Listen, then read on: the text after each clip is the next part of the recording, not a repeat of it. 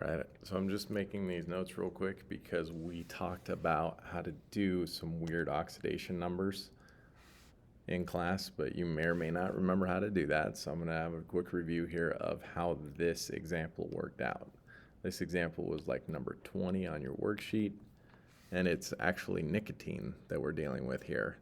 But it turned out weird, like it was impossible with your normal oxidation numbers to figure out what carbon was going to be, because carbon needed to be, right, all of these carbons combined needed to make a -8 for this to all be neutral. But there's no way for an individual carbon to have a whole number value for an oxidation number in that case. So you kind of have to do weird things to figure this out. So again, I need to be able to work something like this out and understand how that works. So you have a couple weird examples on a worksheet that I gave you so that you can try and figure that out for yourself. Now, when it comes to a molecule like this, you don't have to do the nitrogen and you don't have to do the hydrogens because they're all going to be normal, right? Nitrogen's more electronegative than anything, so it's going to be a -3 both times.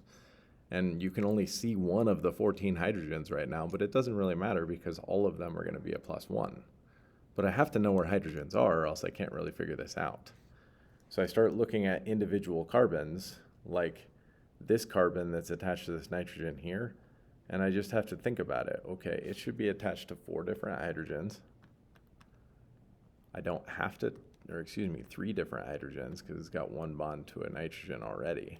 I don't have to draw this, but I can if I need to.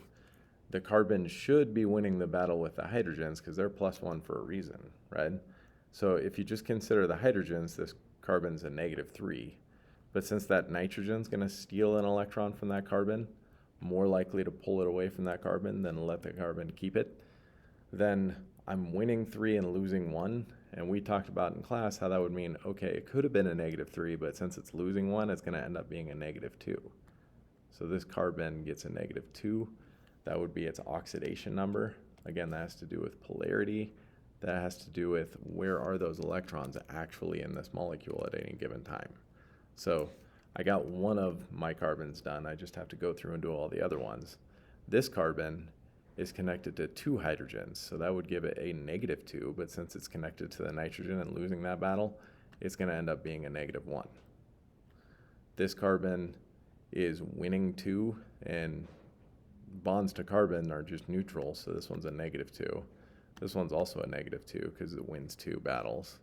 This carbon here has a hydrogen and a nitrogen that just cancel each other out, right? The carbon bonds don't matter, right? It would have been a -1 due to this hydrogen, but it'd be a +1 due to this nitrogen, so it's a 0. This one's also a 0 because it's all carbons that are connected there. This carbon has 1 hydrogen and a nitrogen. That should be another 0 because that just balances out. Oh, excuse me. Did that one wrong. It's got 2 bonds to a nitrogen and 1 bond to a hydrogen, so it's actually going to end up a +1. It loses more than it gains, right? Loses more electrons than it gained, so it ends up positive. This carbon here should be, it should win, so a -1. It wins 1 from the 1 hydrogen it's attached to. Same thing here, probably a -1.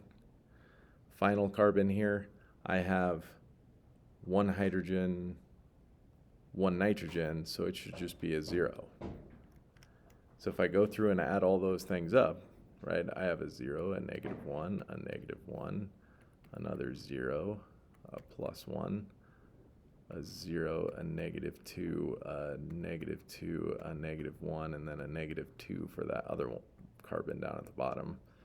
If I add all those things together, which, obviously that's a lot of different stuff, cancel those 2 out. This is a -1, -3, 4, 5, 6, 7, 8.